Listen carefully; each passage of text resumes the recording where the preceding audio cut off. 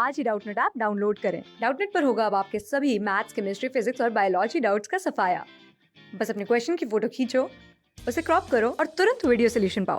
Download now.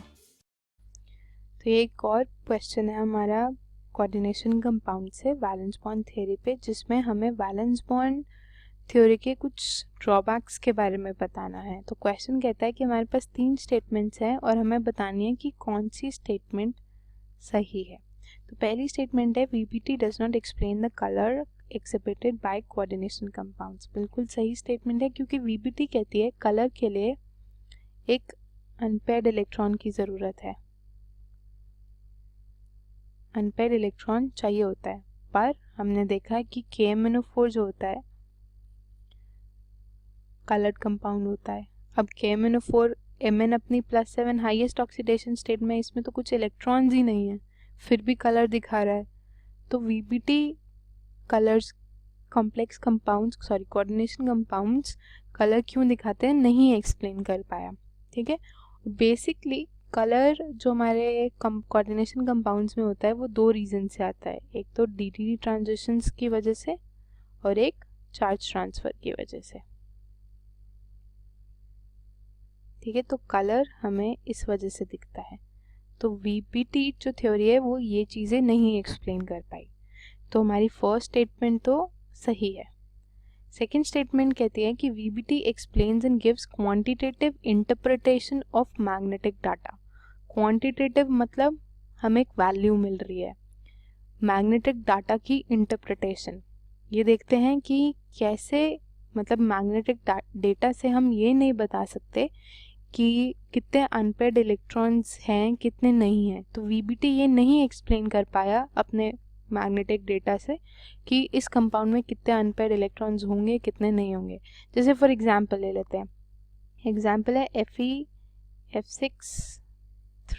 का। इसका जब इन्होंने एक्सपेरिमेंट से म्यू निकाला तो आया 4.9। और अगर हम सेम ग्रुप का दूसरा एलिमेंट ले लें RU, तो उसका जब एक्सपेरिमेंट से म्यू निकाला तो आया 0। VBT ये चीज़ एक्सप्लेन नहीं कर पाया कि भाई सेम ग्रुप के एलिमेंट है, सेम ऑक्सीडेशन स्टेट है, सब कुछ सेम है, फिर भी म्यू इस केस में 4.9 है और इसके केस में 0 है।